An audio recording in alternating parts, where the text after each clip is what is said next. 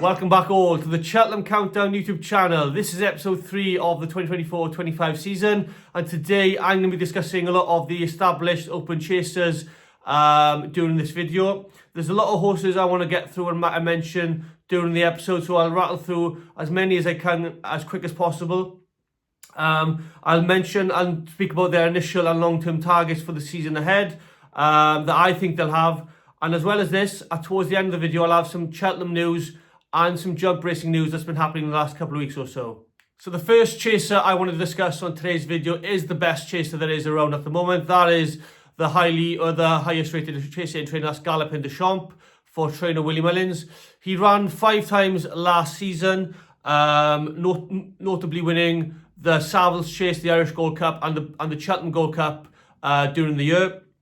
This season, I do think he's going to run 4 times instead of 5. And I think his starting point will be the Savills Chase at Leopardstown at Christmas, followed by the Irish Gold Cup at the Dublin Racing Festival, then the Cheltenham Gold Cup, and I think he'll end the season again trying to win the Punchstone Gold Cup, which has eluded him so far in his career.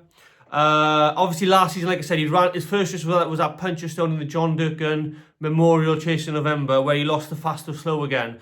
Like I said, this season, I don't think he'll be running in that race, as I thought the trip last season was just a bit too short for him. He is an out-and-out 3-miler these days, and I think he's currently the best, as I said, the best chaser there is in training, the rightful favourite for next year's Gold Cup, and he'll be campaigned in only 3-mile races this season. The next open chaser I'm going to discuss now is another one trained by Willie Mullins, who is Gaelic Warrior.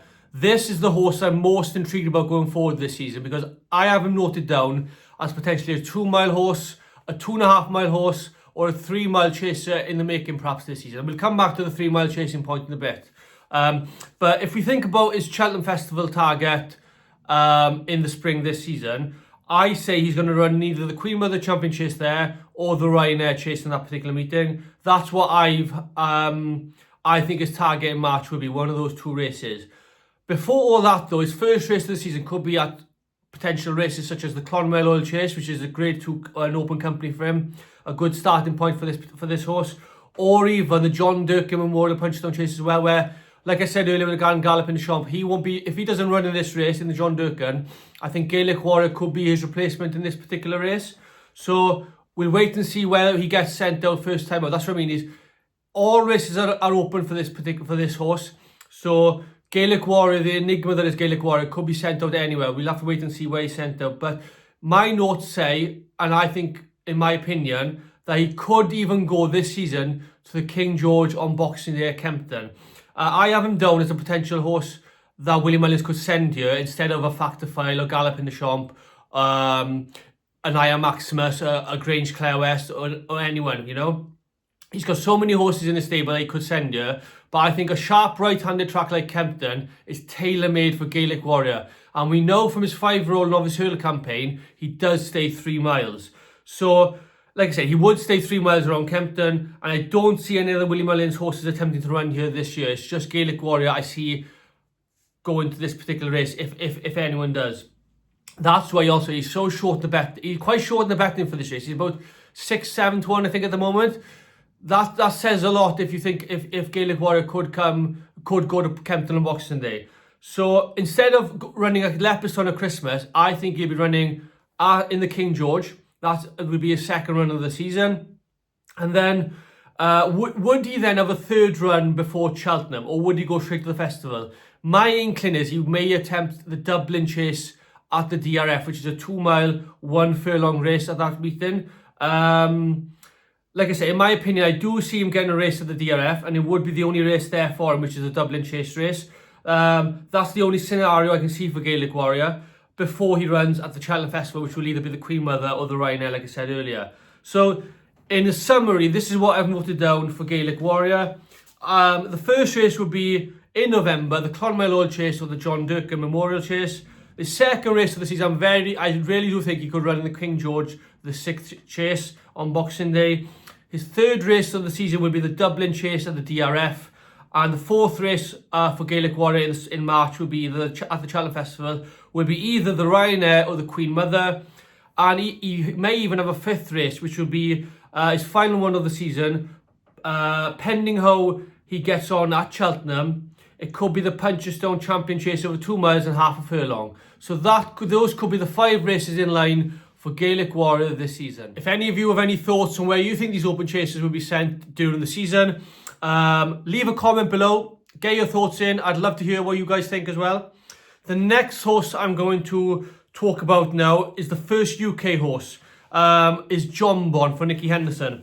For me, he'll be running in 2-mile races again this season and starting off as he did last year, for example, as it was the Schlur Chase at Cheltenham at the November meeting, followed by the Tingle Creek at Sandown. Then I think he'll run in the Clarence House Chase at Ascot, obviously was rescheduled and rearranged for Cheltenham last season. And then he'll run in the Queen Mother Champion Chase, which he didn't run and take part in last season, and possibly a tilt at Aintree or Sandown again for his last race of the campaign. I'm going to rattle through now a lot of the horses that I want to speak about now and what races I expect them to be involved in during the season. With starting off with the Dan Skelton horse. So the first horse I'm going to rattle through quickly is Grey Dawning, who I think will start off in the Betfair Chase at Haydock as the first Grade 1 chase in the UK this season. Then maybe a tilt at the King George or the Cotswold Chase in January, followed by, if he does run well in those races, I think he could end up in a Gold Cup at Cheltenham come the festival. Ahoy Senor for Lucinda Russell.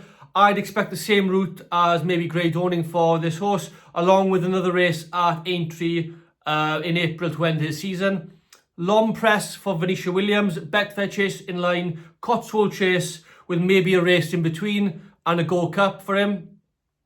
Ginny's Destiny for Paul Nicholls, Paddy Power Gold Cup at the November meeting, similar to Stage Star last season. Races then such as the Silviniaco Conti Chase at Kempton and Ascot Chase in February could be on the agenda. And if all goes well to plan, a Ryanair tilt in March, I think, will be Ginny's Destiny's main target. Other horses to quickly talk about from the UK are Brave Man's Game. Main name will be King George the 6th Chase, with maybe another big target in the spring. He's run superbly at Kempton before and obviously won the King George before. Protectorate for Dan Skelton again, obviously to try and retain the Ryanair Chase is his main target, but could have similar lesser targets beforehand. I'm not sure where Protectorate could be sent. He may be pitched into 2.5-mile races or 3-mile races beforehand. I'm not entirely sure about Protectorate. Edwardstone may remain at 2 miles or up to 2.5 miles this season. Potentially could be for Edwardstone. Corach Ramblers next. A campaign to focus another tilt at the Cheltenham Gold Cup, as he was 3rd in it last season. And then the final UK horse I want to discuss is Chianti Classico for Kim Bailey. I reckon he's a player for the Grand National this season. May well be marked up for that race at Aintree, but targets beforehand to get a good mark for that particular race, again, we'll find out in due course. But I think he's a major player going forward for the Grand National in April at Aintree towards the end of the season. Back to some Irish horses now, and we have some horses for Willie Mullins that I want to include. Ilet et Tomp is next. Definite contender for Grade 1 races is Ilet et Tomp, I think. Over 2 miles and 2.5 miles. He's a very underrated and underestimated horse, I think, and may have targets in Ireland or even the UK during the winter before he attempts major spring festival races in the spring. Marine Nationale next. We already know that Barry Connell, the trainer, has said that he'll be working backwards from the Champion Chase this season. If he's back to his best, he's a big contender for the race but before then, I think races like, he may start his campaign, obviously he was out injured last season, but he may start his return to action in the Fortria Chase at Navan, which could be his first return on track. Obviously it will be his first race in open company of offensive, which is a Grade 2 to start off with. Then I think he'll get to the 2 mile, 1 furlong Grade 1 race at Leopardstown in December. Then the DRF, maybe if Barry Connell has him penciled in for that race. And then obviously his main target will be, as I said, the Queen Mother Champion Chase at the festival. So there, the races I think Marine Nationale will be entered and looked at. Similar to Captain Guinness as well, with the for the reigning champion chase winner, Captain Guinness, similar to Marie National, I should say. And then obviously we'll go with El Fabiolo next. If all systems go, I'll go with this horse. He'd run again in the Hilly Way Chase at Cork to begin this season. I'm sure he'll run a Leopardstone at the DRF as well. Hopefully he has a better race at Cheltenham this season than he did last. Obviously he pulled up at the last season's Cheltenham Festival with a mistake at the 4th fence, I think it was. So 4th or 5th fence. So hopefully he has a better race at the champion chase in this season's competition. So they're the Irish horses I want to look at now. I'll have some more in a bit, but they're the first 4 I wanted to have a look at. A few horses that we haven't seen for a while and to return to action and yet to know what targets they might have are Energumene for Willie Mullins, In the Pocket for Henry de Bromhead. Both may go for 2-mile races this season if back fit, I think. So they're 2 horses that have been out injured for the past season and a half. We'll see where they get entered and pitched in the short term as well as the long term. I can see that Factor File, Faster Slow and Jerry Coloma will all target the big 3-mile chases as well this season. With the early season targets, like for example, Jerry Coloma would probably target Down Royal and what he won Down Royal Champion Chase last season. Faster Slow will probably start off with John Durkin with a view to a Gold Cup again as he was unseated in the race last season. And Factor File, where might Willie Mullins send him? I think he'll go in races against Galopin Des Champs, if I'm honest. As I mentioned earlier, for example, he may be sent in against Galopin Des Champs to see if he's up to his level. Obviously, he was a brilliant novice last season winning the Brown Advisory. Is he going to be as good against horses such as Galopin Des Champs in open company? Or will they avoid each other maybe until March? So I think they could face each other before the Gold Cup in March if that's Factor File's target. In the Savills Chase, for example, or even the Irish Gold Cup at Leopardstone. That's my inkling with Factor File, that I think he'll be ending up taking on Galopin Des Champs in the Savills Chase or the Irish Gold Cup. As promised, I do have some Cheltenham news and jump racing news to reveal. As some of you may know, the Turners Novices Chase at the Cheltenham Festival and the Cross Country Chase are now going to be handicaps going forward from next year onwards, which is great news. We now know that Cross Country should have been a handicap a few years ago, really, because it allows competition and competitiveness to be at the fore and it'll be great for owners, trainers and punters beyond to have it being a handicap.